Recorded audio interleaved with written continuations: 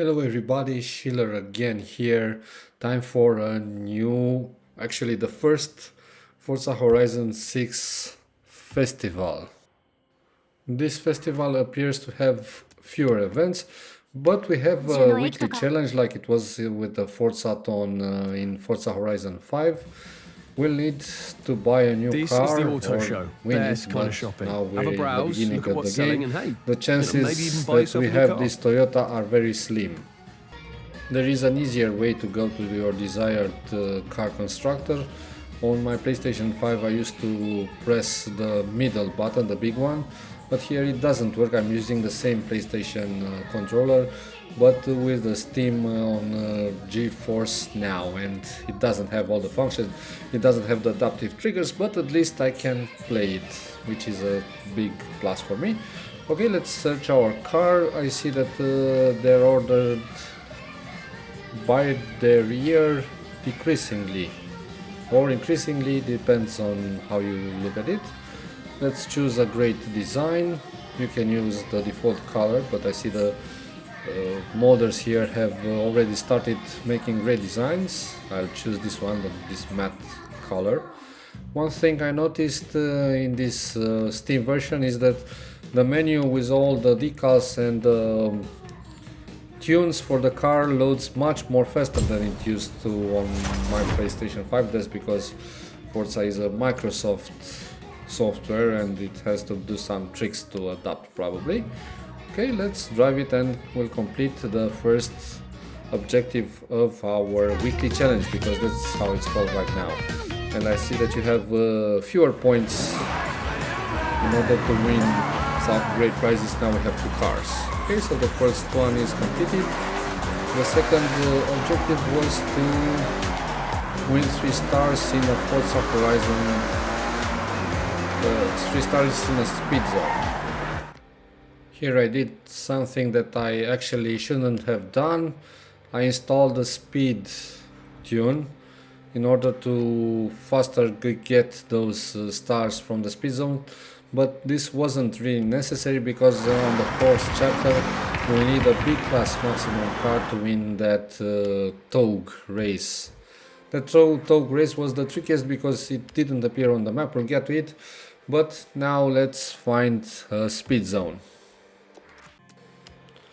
The principle here is the same as in Forza Horizon 5.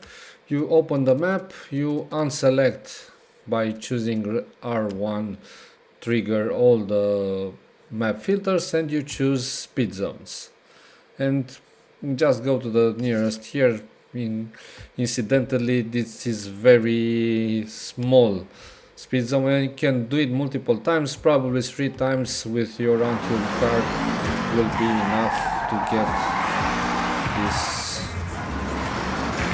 7th chapter.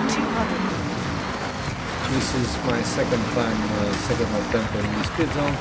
I improved my time compared with the first one, but I still didn't manage to get 3 stars because it was something like 18 kilometers missing or something like this. Anyway, that wasn't the point. Here we have done our 2nd chapter and we'll up for the 3rd. The 3rd says we'll need some speed skills. Here you just need to drive really fast, and for this it's probably better to get on a highway. Since Japan has much more highways than Forza Horizon 5, where you had just 1 highway, they're marked on with a thicker line like this, and also take advantage of the free teleport we have here. I think I saw that they gave up paying for the teleportation, which is a good thing, and just drive really fast. Here I used my tune, but it wasn't worth those. I paid, I think, almost 100 credits, and here in the start of the game it's a lot of money and it was useless practically for me. It just needs to say skill, his speed skill here. Great speed skill. If it says speed skill like this, you have 1 and you have to do it 6 times. After 6 times your chapter will be completed, like that. And now for the hardest part for me. Finding the Hakone Nanamagari Touge race. In case you didn't know, Touge races are races specific to Japan street race scene, where you go down a mountain in drift cars. Probably in Tokyo Drift you saw those, and that's the movie that made those Touge races popular. Well, anyway, it wasn't here. This race was behind the fog of war, and if you hadn't driven on that road, it simply didn't appear. So it's in the Nangan region to the southwest, in the deep south. I'll show you on the map right now. So you just go on that winding road, teleport where you have the possibility, probably somewhere to the left, and drive all the way down to the right, and this Touge race will appear.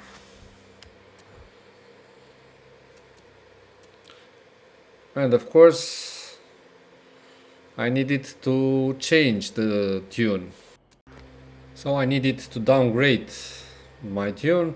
I went with a tune that was in the desired class, 600.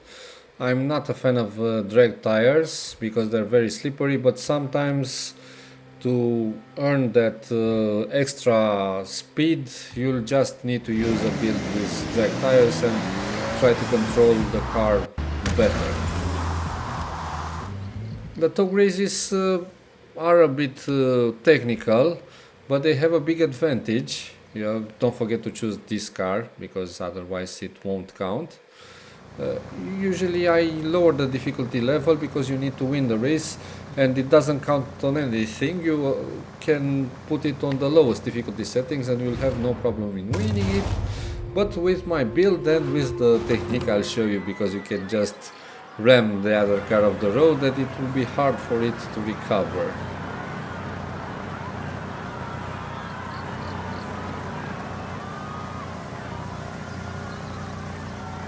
Look at this road, Hakone Nanamagari, or Seven Bends, Touge at its best. And when Horizon's in Japan, we'd be rude not to.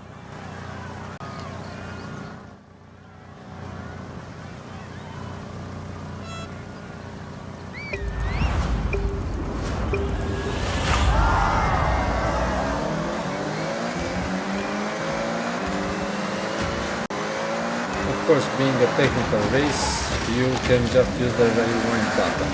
But look at what I did here. I just pushed him in the exterior. Probably can push him into the hole, into the abyss, and it will respawn and it will lose time. And now he's just behind me, and that's where he'll stay for the whole race.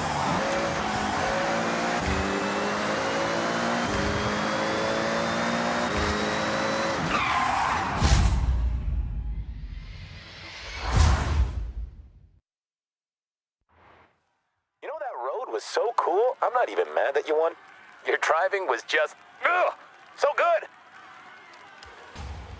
And after you exit from this menu, your fourth chapter of this challenge will be completed. Hope you enjoyed finishing your first weekly challenge from Forza Horizon 6. If you want to see more tutorials, I'll begin tomorrow with the speed traps and stuff like that. Don't forget to subscribe, click on the notification button, and why not like the video. Thank you very much. Bye bye. Don't forget to subscribe to my channel.